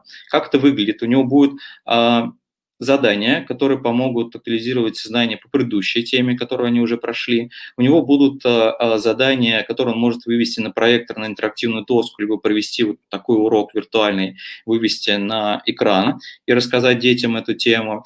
И сразу система формирует ему домашнее задание и проверочные работы по этой теме. То есть учителю не надо тратить время, чтобы находить их в базе данных и сдавать ученикам. При этом у него всегда есть возможность поправить эту домашнюю работу, проверочную работу, добавить ее, либо исключить те задания, которые ему, например, не понравились. И система автоматически анализирует все данные по каждому ученику и, соответственно, по классу. То есть у учителя после прохождения домашних и проверочных работ формируется, ниже на скрине можно посмотреть аналитический отчет. Сколько учеников выполнили на оценку «отлично», сколько на «хорошо», сколько процентов детей совершили ошибки по определенным темам, и он может распечатать, во-первых, этот отчет, и система, что самое главное, начинает автоматически формировать для каждого ученика работу над ошибками. То есть если ребенок допустил ошибку там, по теме сложения дробей, то автоматически система предложит учителю дать ему проверочную работу либо домашнее задание по этой теме.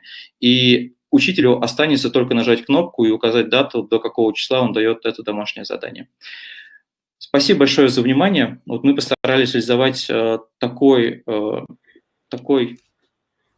помощь для педагогов, которая помогла бы им организовать дистанционное обучение. Да. Спасибо, Павел Владимирович, за вашу работу, за поддержку наших учителей Республики Коми.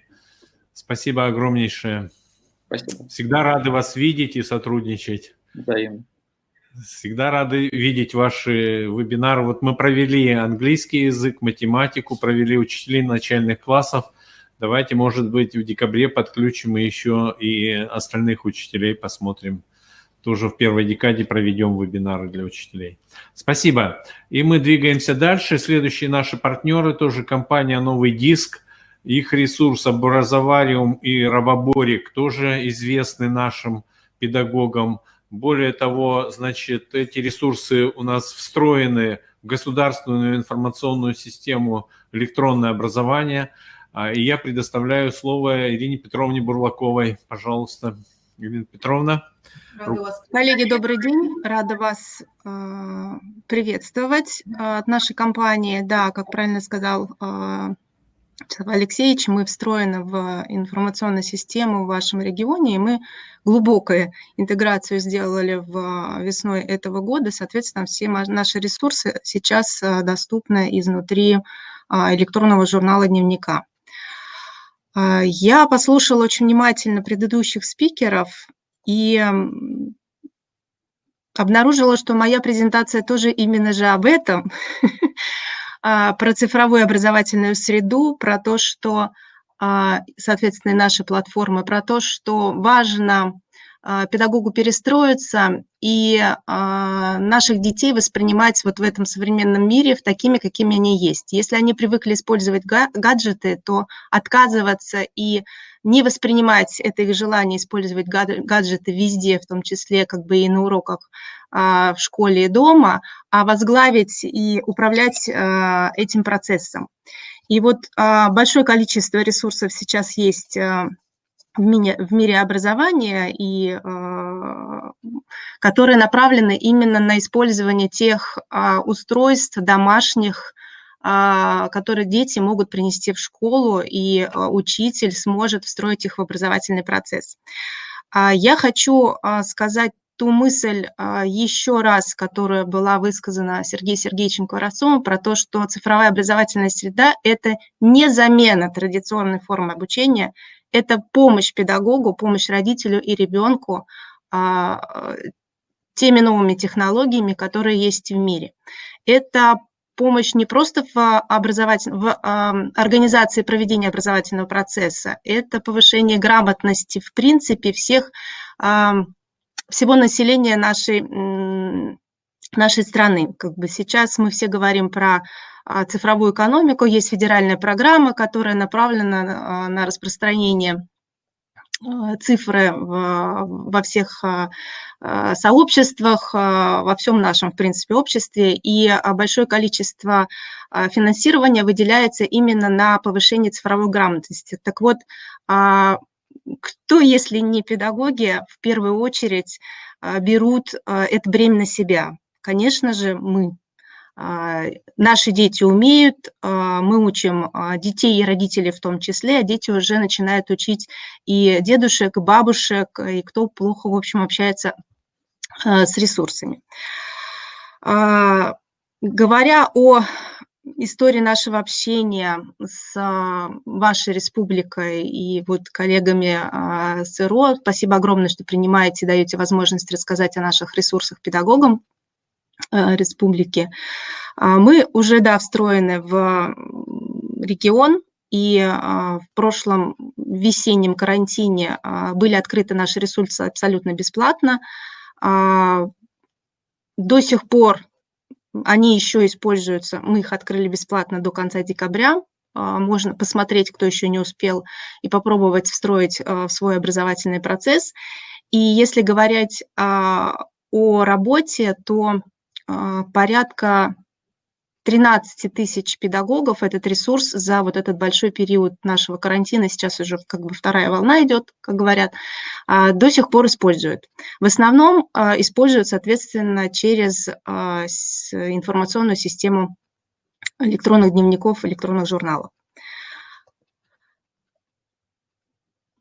Как я уже говорила, платформа – это некий такой инструмент, который помогает учителю использовать новые технологии в своей профессиональной деятельности. Ценность нашего решения в тех ресурсах и той библиотеке, которая присутствует у нас на платформе. Это большое количество различных интерактивных заданий, которые оживляют процесс обучения. Это такие интересные модули, конструкторы, которые позволяют создать не только тест, а кроссворд. Это можно сделать модульную игру квест, это можно сделать караоке и так далее. Я чуть подальше расскажу про ресурс английского языка. И сегодня будет вот на мастер-классах наш автор концепции, педагог России 2015 года, выиграла на этот конкурс, Мария Евгеньевна Хавкина, рассказывает как раз именно про этот курс. Кроме верифицированного, как правильно говорили, это тоже предыдущие коллеги мои, кроме верифицированного, и важно, что этот контент должен быть верифицирован, в нашей платформе есть встроенный конструктор уроков. Это возможность для педагогов составить, сконструировать, создать, разработать свой собственный урок, как, используя наш профессионально разработанный контент на основе него, так и из своих собственных ресурсов, прикрепляя уже наработанные собственные материалы различного формата, и видео, и аудио, и графику, и текстовые документы и так далее, в зависимости от того, что у педагога есть. Это дает возможность педагогу, потренироваться вообще в создании своего собственного урока, посмотрев на профессиональный разработанный контент, попытаться создать на его основе вот те же самые игры, квесты, караоке, кроссворды и так далее. То есть нового формата цифровой образовательный ресурс. Не просто PPT-презентацию или какой-то wordовский документ или PDF-ный документ, а именно законченный образовательный ресурс.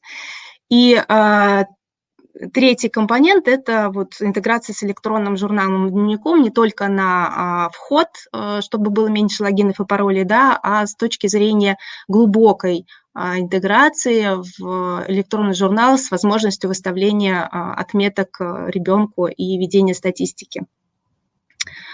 Отмечу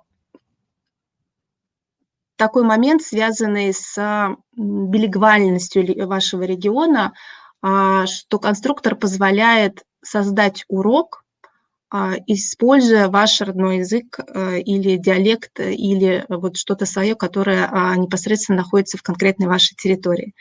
Это возможность детям дать ресурс на собственном языке, что достаточно редко. И как раз остановлюсь немножко на тех ресурсах, которые у нас на платформе находятся. Мы закрываем с 1 по 11 класс по предметам. У нас есть отдельное направление по дошколке. И, соответственно, эти ресурсы включают в себя интерактивные различные плакаты, электронные тесты. Можно по физике, химии увидеть там и лабораторные работы, которые проводятся целиком по целому уроку. Вот. А отдельно мы разработали дополнительно несколько курсов, которые помогают педагогу целиком выстроить весь урок по всем его этапам. Информатика, начальный курс. Он доступен у нас не только на русском языке, но и переведен на английский, турецкий, арабский. Вот переводим мы сейчас его на китайский язык и на французский. Ну, в общем, как бы если есть в регионе школы, которые обучают детей на разных языках, то этот курс тоже можно использовать для того, чтобы дети привыкали, в общем, как бы к использованию этого языка. Как я говорила, в курсах наших нового поколения есть возможность конструировать модульные игры а-ля квест.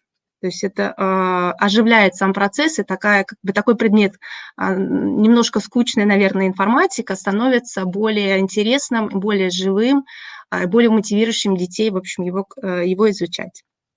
Ориентирован он на первые 3 года обучения, этот курс у нас. Можно использовать в начальной школе, если начинают дети изучать информатику в школе, а так это с 5 класса вот на 3 года обучения. Английский язык, про который я уже немножко упомянула, сегодня будет отдельная МК с Марией Евгеньевной Хапкиной. Здесь как раз возможность не только по английскому языку создавать с помощью конструктора урока, а посмотреть, как это происходит у нас в этом предмете, и транслировать на французский, на немецкий, в зависимости от того, каким языком владеет педагог. Все можно использовать, точно так же можно использовать и этот предмет на родном, соответственно, языке, когда мы пользуемся.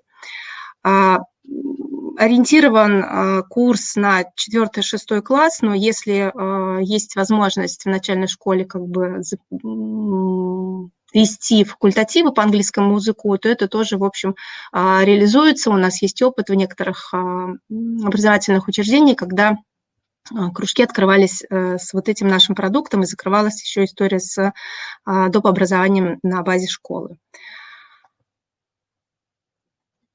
Отдельная серия видеоопытов по физике и по химии, готовые практические лабораторные работы, которые просто вы берете и встраиваете в свой образовательный процесс. Химия – это 5-11 классы можно использовать по содержанию, физика – 7-9.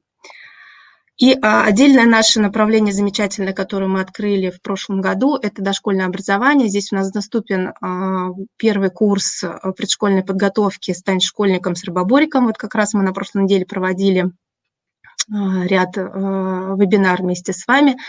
Этот курс рассчитан тоже на целый год, занятий с педагогами по всем направлениям 4, которые идут в программе дошкольного образования.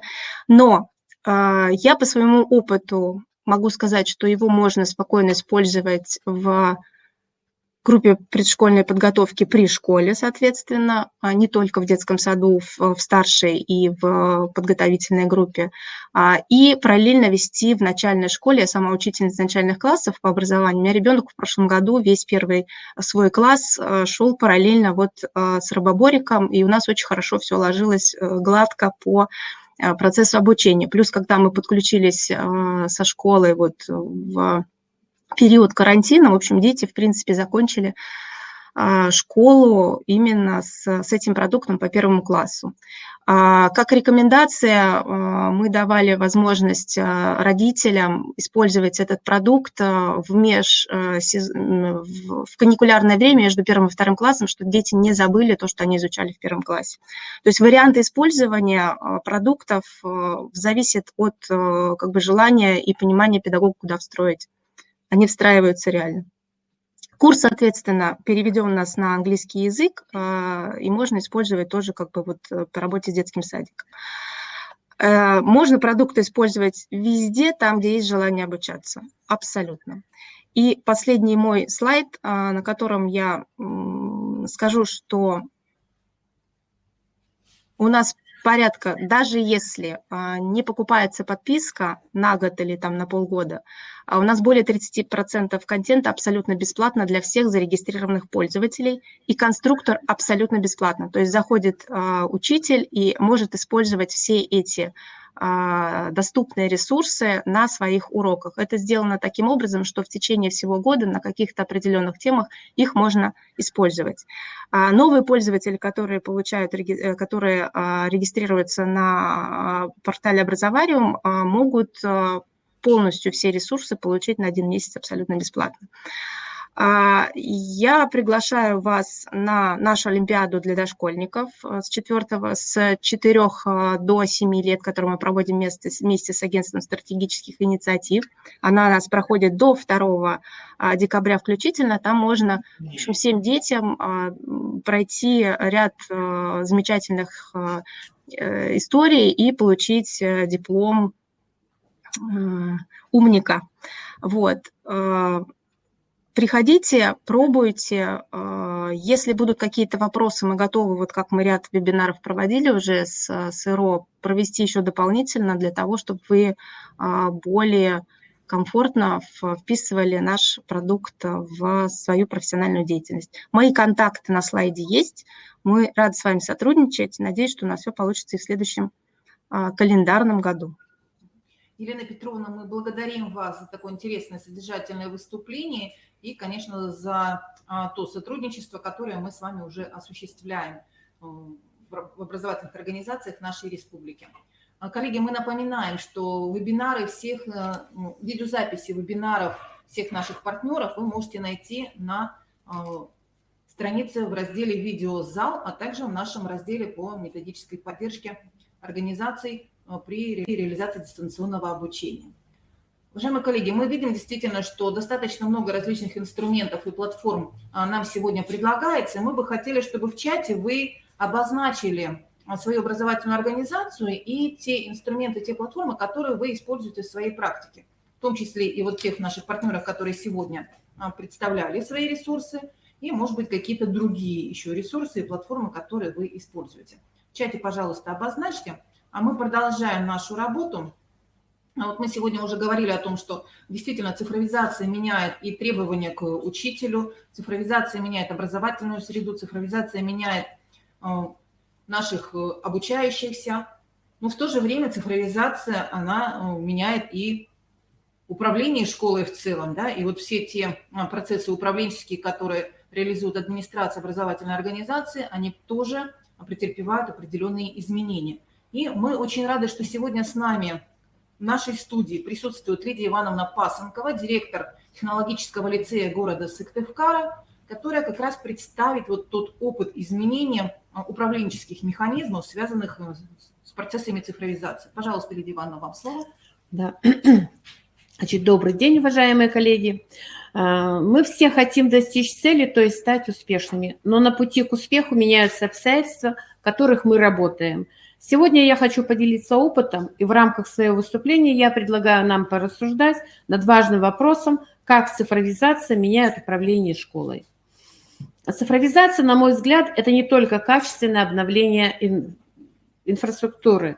Значит, сама жизнь заставила нас обратиться к цифровым ресурсам и цифровым технологиям, поскольку цифровая эпоха диктует свои вызовы для всех отраслей производства и, конечно же, для образования. Я рассмотрю некоторые аспекты этого процесса. В 2020 году наш лицей стал победителем всероссийского конкурсного отбора, имеющих лучшие результаты в преподавании предметных областей математика и информатика, и в рамках федерального проекта «Кадры для цифровой экономики». Тема проекта, с которой лицей участвовал в конкурсном отборе, это «Школа инженеров будущего. Система формирования цифровых компетенций и инженерного мышления». Этот грант позволил нам серьезно изменить цифровую инфраструктуру лицея и, главное, по-новому взглянуть на то, как и для чего мы используем цифровые технологии, развиваем ли при этом цифровые навыки учащихся и родителей. Еще в 2016 году в основу программы развития технологического лицея «Школа уникальных личностей» были заложены идеи развития информационно-технологической культуры выпускников. В связи с этим и с переходом на новые федеральные стандарты мы при разработке основных образовательных программ провели анализ требований к результатам учащихся, выделили те предметные навыки и универсальные учебные действия, которые важны при освоении всех без исключения учебных предметов, и поставили перед учителями задачу по развитию этих навыков. Лицей – инновационное учебное заведение с углубленным изучением математики и информатики, поэтому в первую очередь серьезной переработке подверглись рабочие программы предметов математика и информатика. Учителям лицея необходимо было трансформировать подход к предметному содержанию программ, например, изучение новых языков программирования, использование программных средств инженерной графики при изучении геометрии и алгебры. При переходе на новые стандарты были приобретены новые учебники алгебры, геометрии, информатики. И при анализе новых учебников алгебра, геометрия Мерзляка выяснилось, что в них появился новый тематический раздел «Дружим с компьютером». Задания, предполагаемые учащимся в этом разделе, направлены на совершенствование информационных и цифровых навыков, освоение новых инструментов и новых программных средств. Цифровизация подтолкнула нас к смене форм взаимодействия и коммуникаций между всеми участниками образовательного процесса. Настоящей средой для общения учителей и детей стал медиакласс, в котором учителя и учащиеся на уроках и во внеурочное время пользуются скоростным интернетом, имеют доступ ко всем образовательным платформам и сервисам. Я считаю, что в организации учебной деятельности необходимо сместить акцент с деятельности учителя на деятельность ученика. В 2018 году учителя нашего лицея апробировали и стали использовать уникальные программы Центра инновационных технологий города Перми «Интерактивная геометрия» и «Интерактивная физика». На слайде вы видите комментарии учителя физики высшей категории Алешина Сергея Ивановича и учителя математики, выпустившего в текущем учебном году 100-бальника Елены Ивановны Терентьева. В рамках организации изменилось понятие профессиональной компетентности педагогов. Вызовы времени заставили еще больше обратить внимание на ИКТ-компетенции учителей. Нами был проведен мониторинг, оценка ИКТ-компетентности педагога среди учителей лицея. По итогам заполнения чек-листов было выявлено, что 85% педагогов владеют ИКТ-компетенциями на оптимальном уровне, 15% на допустимом. Таким образом, работу по повышению ИКТ-компетентности педагогов мы продолжаем. Цифровизация вносит абсолютно новые способы организации информации в системе лицейского инфообмена. Степень налаженности инфообмена – один из самых важных показателей эффективного управления лицея, а умение работать с информацией входит в число профессиональных компетенций и управленца, и учителя. На слайде вы видите способы взаимодействия, используемые в нашем лицее. Нельзя забывать и о внешнем инфообмене, в котором существует лицей. Новые подходы коснулись и особенностей организации дополнительного образования. С 2015 года в лицее реализуется общеразвивающая программа дополнительного образования научно-технической направленности «Образовательная робототехника». Среди лицеистов программа востребована. Около 70 учащихся лицея за последние 4 года стали победителями и призерами муниципальных, республиканских, всероссийских и международных соревнований по робототехнике. С коллективом мы воплощаем идею развития робототехнического парка, оснащенного и конструкторами, и игровыми полями, и датчиками. Наши учащиеся уже преуспевают в программировании, поведении роботов, а мы стремимся формировать и развивать soft skills, которые нужны IT-специалистам высокого уровня. Дополнительное образование в лицее разнообразно. У нас реализуются по-своему уникальные программы «Юный корреспондент» и видеожурнал «Сова». Это площадки для учащихся, создающих информационную лицейскую среду, которая освещает основные события в жизни лицея. Когда мы обсуждали, продумывали организацию внеурочной деятельности, в первую очередь проанализировали, какие вузы и какие специальности выбирают наши выпускники и какие специальности востребованы сегодня. Организуя внеурочную деятельность лицея, первоначально мы планировали исключительно курсы предметной направленности. Однако с переходом на новые стандарты мы остро ощутили потребность разработки программ метапредметного характера, которые направлены на развитие учащихся особого типа мышления и цифровых навыков. Например, в лицее реализуется программа курсов внеурочной деятельности, такие как лицейская гильдия кинокритиков, где учащиеся не только учатся анализировать кино и писать рецензии, но и создают электронные киножурналы, и программа «Видеожурнал», где создают видеожурнал на английском языке. Как видите, уважаемые коллеги, цифровизация существенно меняет содержание реализуемых нами образовательных программ. С марта 2020 года каждый из нас окунулся в среду дистанционного обучения в полной мере. А у нас еще в 2011 году была разработана и успешно использовалась система дистанционного обучения на платформе Moodle для организации индивидуальной работы с учащимися лицея. Атмосфера лицея – это атмосфера семьи. В любом лицейском деле задействованы все – дети, родители, классы, руководители, учителя и администрация. И в этом смысле период самоизоляции стал для нас, для всех серьезным испытанием. А передо мной, как перед директором, стал вопрос, как перевести воспитательную работу в цифровое пространство, сохранив лицейский дух и реализовав традиционные мероприятия. И тогда было принято решение о создании воспитательно-познавательного пространства для лицеистов на базе уже имеющихся интернет-платформ.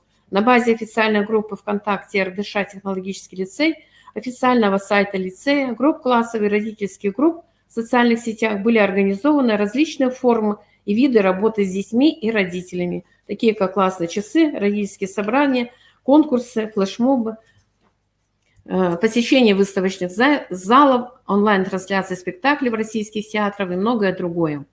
Флешмобы и челленджи в режиме самореализации помогали детям не терять эмоциональные связи с классными коллективами и учителями. Общее дело по созданию коллажей из фотографий или видеоролика сближало учащихся. Такая форма позволяла детям, не нарушая карантин, участвовать во внеклассной деятельности по созданию продуктов в видео или в фотоформате. Одной из визитных карточек лицея все годы являются знаменитые концерты на сцене в актовом зале. Все выпускники помнят эти прекрасные выступления, и мы решили провести видеоконцерты. Формат видеоконцерта позволил каждому желающему ребенку, родителю, учителю записать творческий номер. Традиционным мероприятием в лицее являются выборы президента лицея. В этом году в новых условиях они прошли в режиме онлайн. Дебаты президентов проходили в прямом эфире. За дебатами смотрели в интернете не только учащиеся родители и учителя лицея, но и выпускники прошлых лет. Это показало, что лицейская жизнь интересна лицеистам всех поколений. Мы почувствовали, что все это объединяет ребят в один сплоченный коллектив. Голосование за кандидатов в президенты прошло в Google форме. Проанализировав всю воспитательную работу в рамках дистанционного обучения на последнем педсовете, коллектив решил, что воспитательная работа продолжится и летом. В течение июня-июля для лицеистов было организованы малозатратные формы работы. На официальной странице ВКонтакте РДШ «Технологический лицей» ежедневно публиковались задания конкурсов для лицеистов, результаты которых учитывались как в индивидуальном зачете, так и в общий зачет класса. Для организации досуговой деятельности лицеистов педагоги лицея проводили мастер-классы, просмотры и обсуждения научно-познавательных, документальных и художественных фильмов. Своего рода фирменным знаком лицея является профильный лагерь с дневным пребыванием «Эврика» для учащихся 7 классов, поступивших в лицей. В 2016 году я предложила педагогическому коллективу разработать программу профильного лагеря, чтобы учащиеся успешно влились в лицейскую семью. Как показала практика, ребятам, будущим лицеистам, очень нравятся занятия, тренинги, практикумы по математике, информатике и другим предметам, которые проводят учителя и восьмиклассники. Наши восьмиклассники создают сценарии таких занятий и проводят их с будущими лицеистами, что является результатом организации проектной деятельности учащихся 8 классов. В 2020 году в рамках реализации гранта по направлению цифровой экономики школы инженеров будущего в профильном лагере было организовано погружение учащихся в мир цифровых технологий, в том числе обучающие занятия, творческие задания в среде встреч, выполнение проектного задания по созданию мультфильмов. В заключение я бы хотела вернуться к цели программы развития лицея школы одаренных личностей. У наших выпускников сформирована информационная культура, они готовы к жизни в высокотехнологичном, конкурентном мире и способны включаться в инновационные процессы современного общества. Ну и вы видите последние наши достижения, которыми мы гордимся. Все, спасибо. Лидия Ивановна, мы благодарим вас за такое интересное выступление. Действительно, мы видим, что цифровая трансформация, она затрагивает и всех участников образовательных отношений, да, и все направления стороны, да, деятельности образовательной организации. А вот скажите, пожалуйста, с какими трудностями вы столкнулись вот в процессе такой цифровой трансформации? Может быть, вот в рамках реализации дистанционного обучения в те месяцы весенние? Да, в рамках как раз дистанционного обучения мы-то и не было у нас трудностей, потому что мы это реализовали уже давно. Мы были готовы к этому. И мы, наверное, вот просто чувствовали, да, что мы в январе и феврале заново все это возобновили, да, мы еще раз все это провели, всякие семинары, да, и как бы когда в марте нам объявили, в принципе, никаких трудностей не было. А что бы вы могли порекомендовать вот другим образовательным организациям, которые столкнулись, может быть, с техническими сложностями или со сложностями в плане профессиональной компетенции педагогов? Ну, я думаю, что надо просто всех обучать и обращаться, может быть, даже и к вам. А вот мне показалось, что вот очень важно, что вы сначала проводили мониторинги, да, вы выяснили, какими обладают учителя, чего им еще не хватает. Вот как раз именно это необходимо учитывать при организации дополнительного обучения. Да? Причем это обучение может быть и в рамках самой организации. Те учителя, которые хорошо владеют различными инструментами, сервисами, могут с вами об этом поделиться. Да? И, конечно, это и внешние ресурсы, которые позволяют нам это обучение организовать. Уважаемые коллеги, мы с вами увидели, что действительно сегодня есть достаточно богатые возможности для того, чтобы осуществить цифровую трансформацию своих образовательных организаций. Уважаемые эксперты выступили с предложениями от своих компаний, какие платформы можно использовать, какие ресурсы можно использовать. Мы благодарим Марину Ефимовну Вандор-Сысоеву, которая задала тон всей нашей экспертной сессии о том, что действительно необходимо сегодня меняться всем. И цифровую среду необходимо менять, образовательную среду образовательной организации, необходимо меняться каждому учителю, необходимо меняться, наверное, и родителям, да, ну и, конечно, администрации образовательных организаций тоже необходимо вносить изменения в свою деятельность. Уважаемые коллеги, к сожалению, вот пока не вижу, чтобы в чате кто-нибудь откликнулся и описал те инструменты, платформы, сервисы, которыми вы пользуетесь в своей деятельности. Я думаю, что в течение перерыва вы это сделаете. И напоминаю о том, что свои предложения вы можете размещать по ссылочке на инструменте Padlet. Выбрать нужно нашу стратегическую сессию «Цифровая образовательная среда» и там свои предложения зафиксировать, нажав на кнопочку «плюс». Уважаемые коллеги, сейчас объявляется небольшой перерыв, а в 12 часов мы с вами продолжим нашу работу. И здесь уже действительно наши коллеги из Республики Коми и из других регионов представят свои практические наработки, кейсы об возможностях использования различных инструментов и сервисов по организации дистанционного обучения. Уважаемые коллеги, мы благодарим всех, кто к нам присоединился, и ждем вас здесь же, по этой же ссылочке, через 15 минут. Спасибо.